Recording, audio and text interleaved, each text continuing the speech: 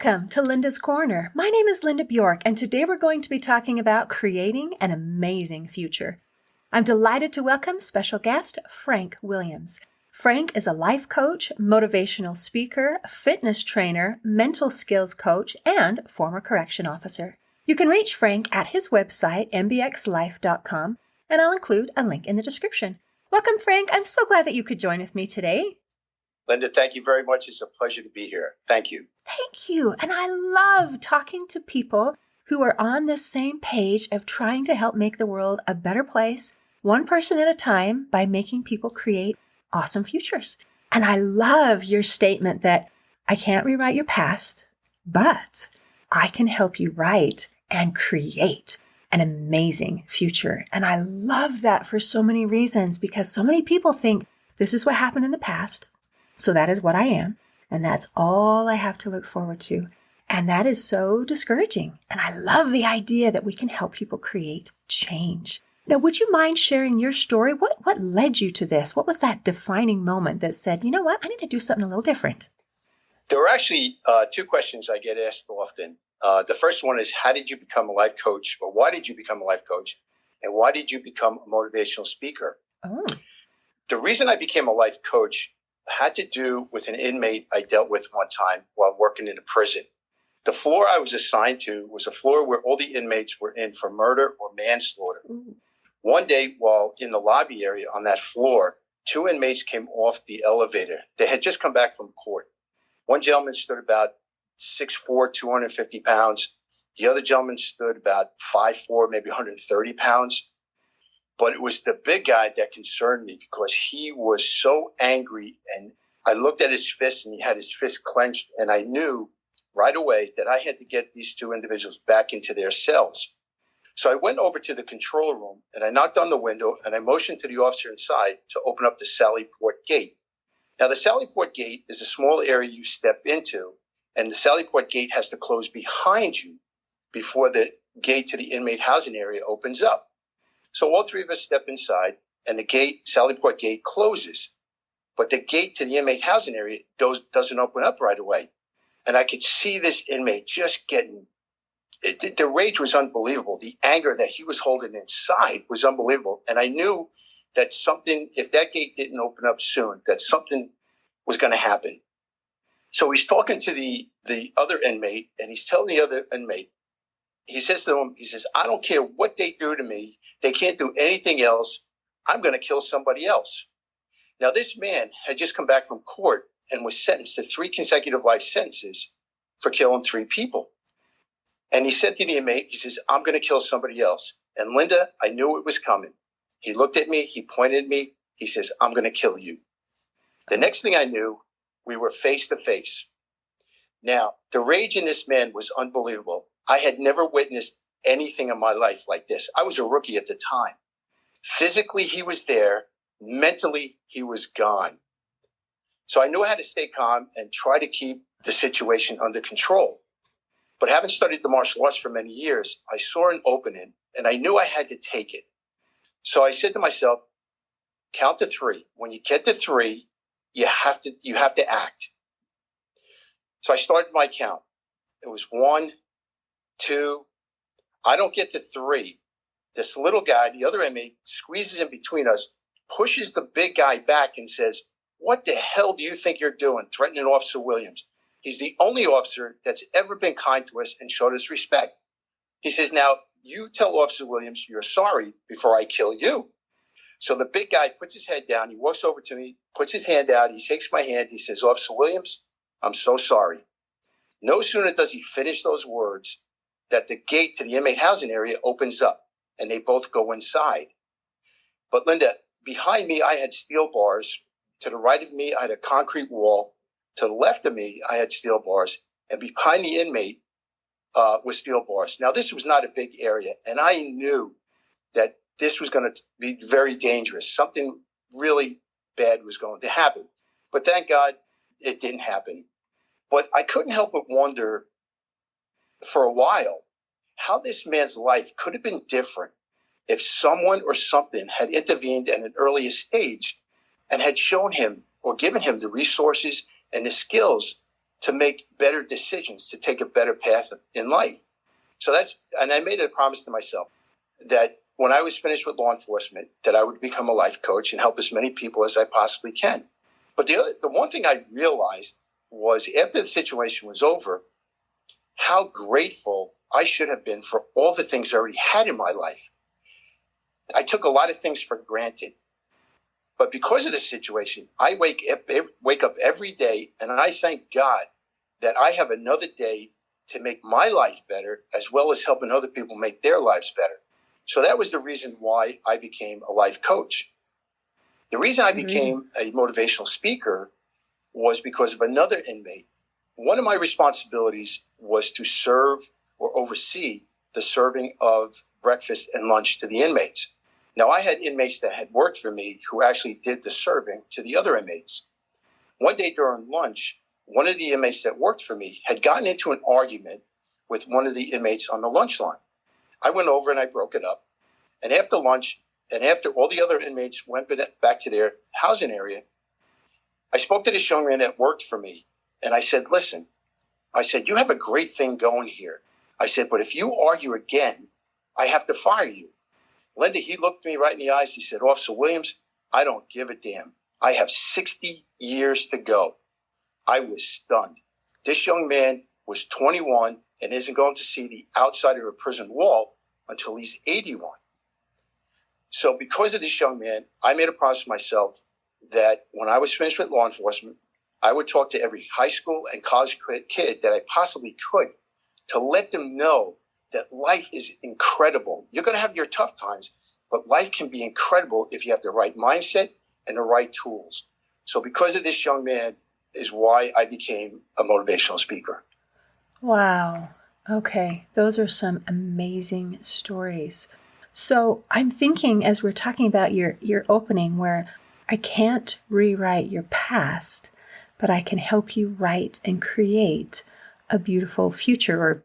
And I'm thinking for these, I mean, once you're behind bars, things are going to be a little tricky. But I would imagine that for these men, that before they got to that side of the bars, they were probably already thinking, Frank, you're an idiot. This is my life. This is as good as it gets. That's so correct. How do you get someone who's in that place who feels like there is no hope for me? Yeah, that might be fine for those other people, but not me. Not me. How do you help reach out to somebody who feels that level of hopelessness and despair? Yeah. The first thing you need to do is you need to be aware of who you are and what your surroundings are like. And you have to want to get help. Okay.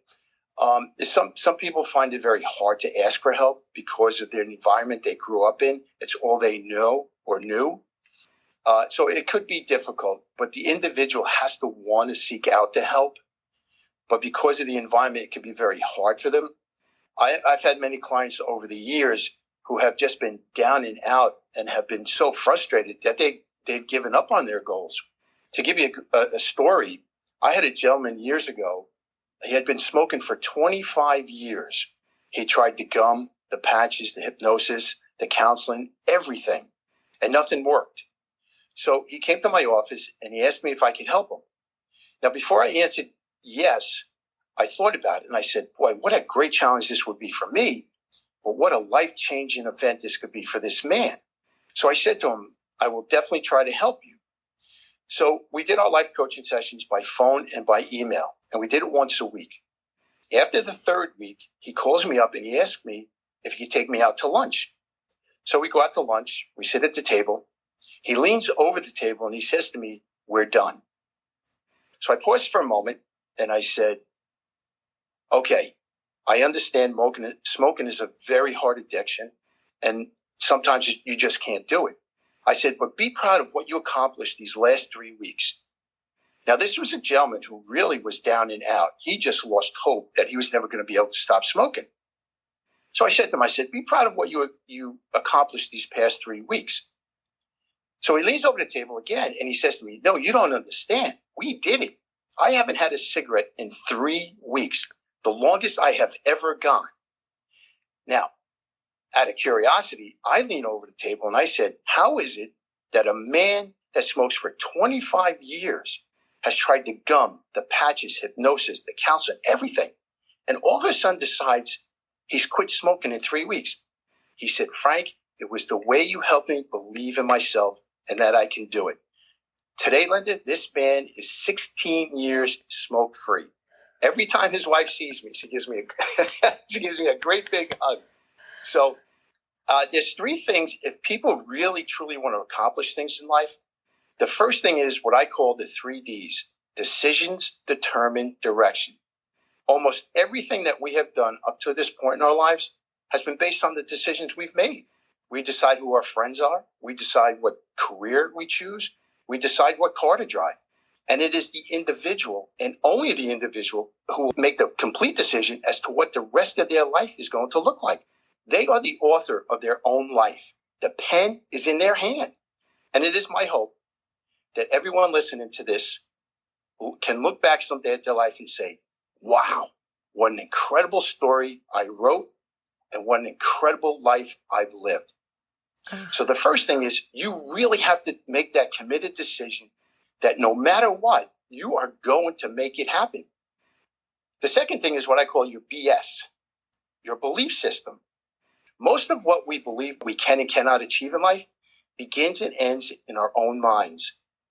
We have to believe in that confidence that we can make it work.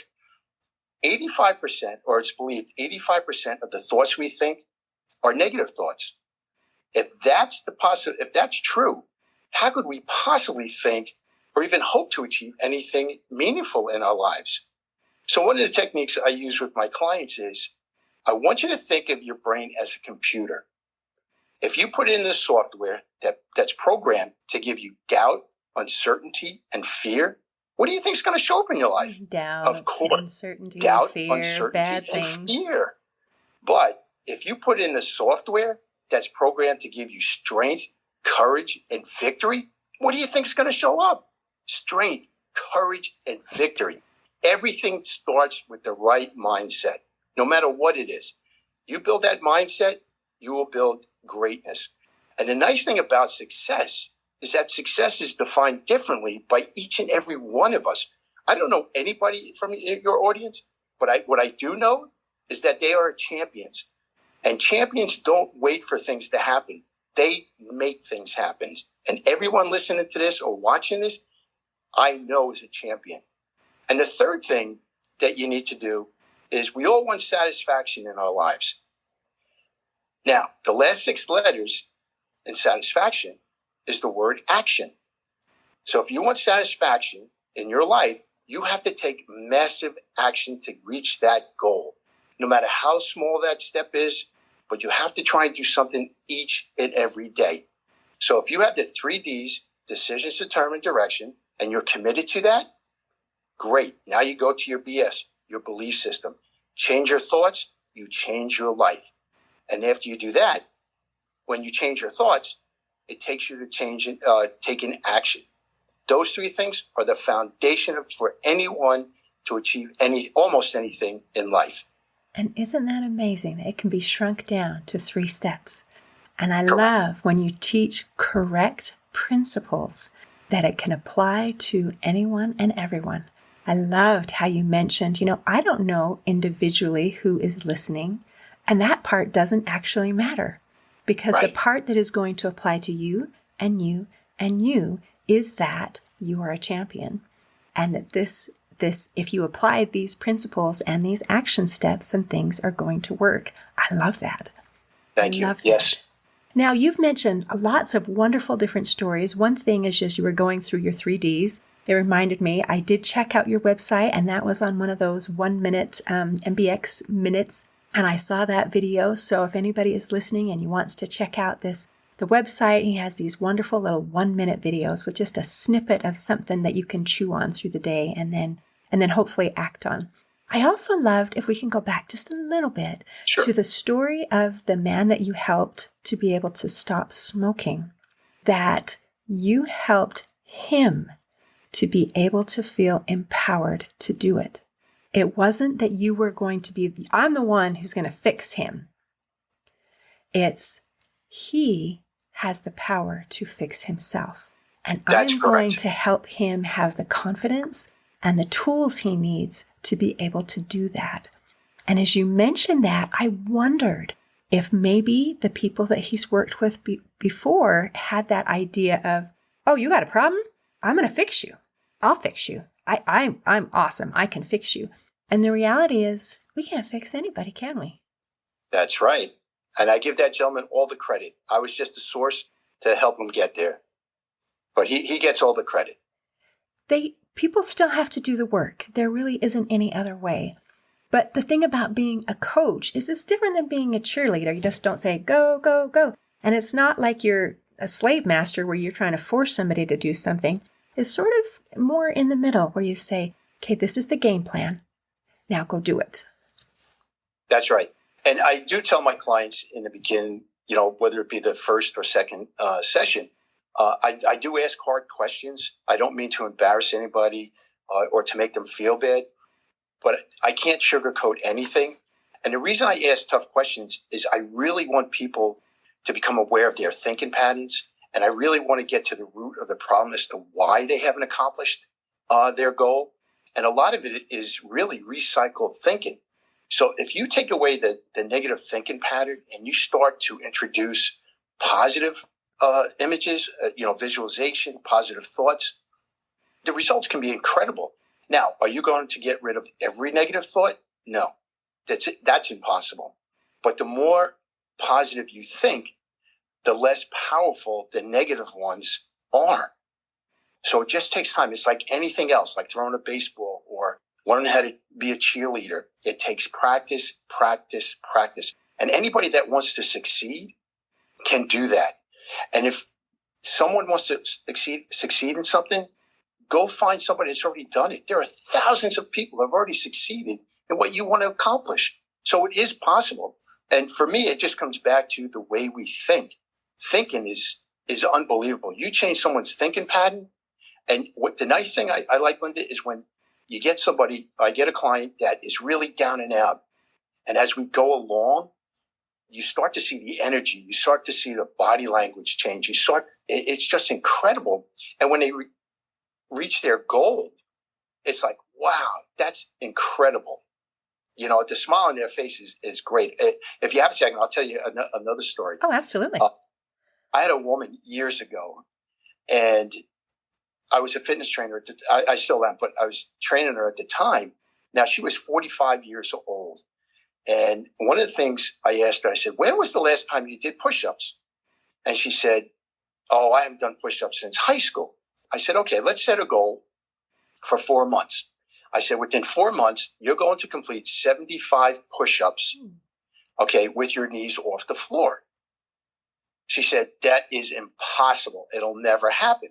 Now, if you think about her words, she already defeated herself before she even tried her first one. She also wanted to lose 20 pounds. 4 months go by, and we get on the scale. Not only does she lose 20 pounds, but she loses 30 pounds. Wow. And I'll never forget the day she completed 75 push-ups off her knees. And after she finished the 75th one, she dropped her knees to the floor. She looked up with this great big smile, and this is what she said to me. She said, Frank, I never thought I could ever do something that incredible. And all I had to do was start thinking, and she had to take action, which she did. But in the very beginning, she already defeated herself before she even tried one push-up. So a lot of our success depends on the way we think. And isn't that kind of an interesting story where the words at the beginning and the words at the end both match the I can't do this will never happen. And yet somehow you got her to do the action steps in the middle and it still worked. And I imagine that once she was able to get up after that 75th push-up, she was probably thinking, wait a minute, I can. And when you stand on the scale and say, wait a minute, I did, then that can kind of help. And I appreciate that because we have to start somewhere. I mean, definitely we want to change our thoughts. And that was another one of your little 1-minute videos I watched, is about that the way we think is the way that we become. Right. And then, but we have to start somewhere. So sometimes controlling our thoughts are not as easy as controlling our bodies, like trying to do a push-up. I can see it. I can measure whether or not I succeeded in doing that. So if we can start with our thoughts, fantastic. If we can start with our actions, that's good too. We just have to start somewhere, and then the pieces go together, right? Absolutely. They go hand in hand. You have the right mindset, anybody could be unstoppable. Wouldn't that be amazing? So let's say somebody's struggling with their mindset of just, this might work for other people, but it doesn't work for me because I can never do that. I can never do anything that amazing. What kinds of things can you do to help them change that mindset into something of, sure, I can? The first thing I would ask them is, why do they think that way? Okay, I have to get to the root of the problem. A lot of people have been knocked down in life, and they just don't have the energy to move forward or to think positive. They're stuck in that place. But the one thing I do ask my clients, or what I tell them to do, is every time you start to think a negative thought, visualize a big stop sign, big red stop sign on your forehead. Every single time you start a negative thought, think of that stop sign that says stop. Then rephrase it with a positive quote or a positive affirmation.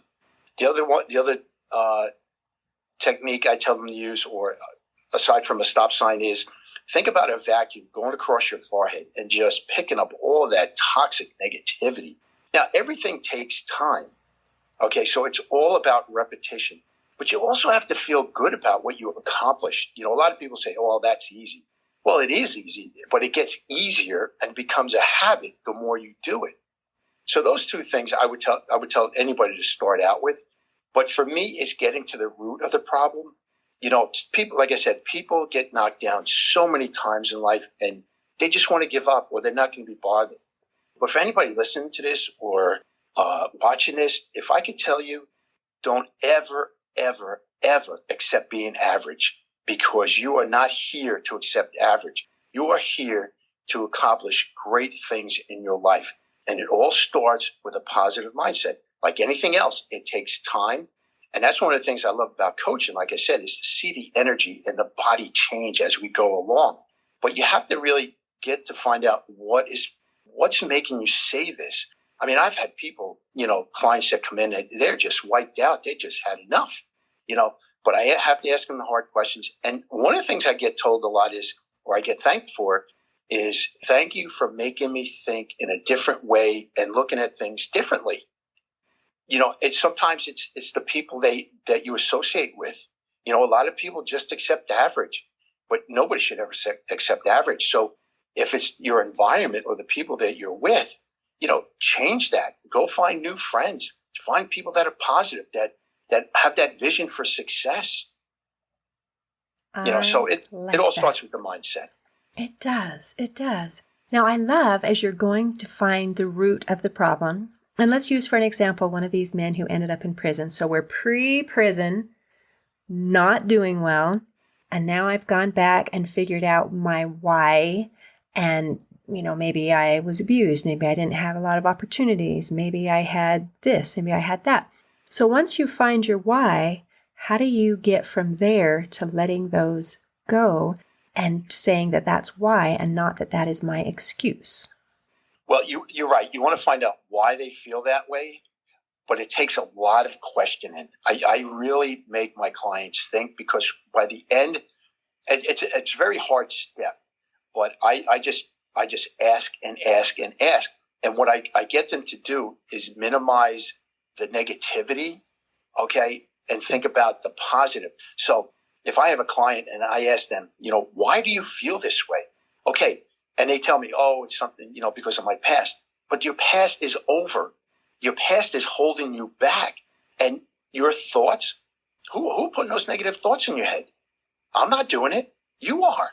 So if you put those negative thoughts in there, you can certainly put positive thoughts in your head. It's going to take time, but it starts with, positive affirmations. It's a looking at your posture. It's smiling in the mirror every morning and saying, you know what? You are a terrific person. I am going to make this work. One of the exercises I use for my clients is I have them close their eyes and I have them visualize their best friend. And I tell them, I want you to think about and see everything that you can about your best friend. Now, imagine you wake up in the morning and your best friend is sitting right there. And your best friend says, Linda, I can't wait to see what you can accomplish today. You are just incredible. I am so excited to be with you today. So you're sitting there at breakfast. Your best friend's right there. Linda, you have no idea how excited I am to be here with you. You are just a wonderful woman. You both go to work. You get there. Linda, what is it the first thing you do? Let me see. Show me. I know you can do incredible things. You come home. Okay, it's time for bed. You go to bed. Your best friend is right there, and your best friend says, thank you for such a great day. You are such an incredible and beautiful woman. I just think the world of you. Now, when I tell them to open their eyes, I have them describe their best friend. And they describe somebody different. But your best friend should always be you.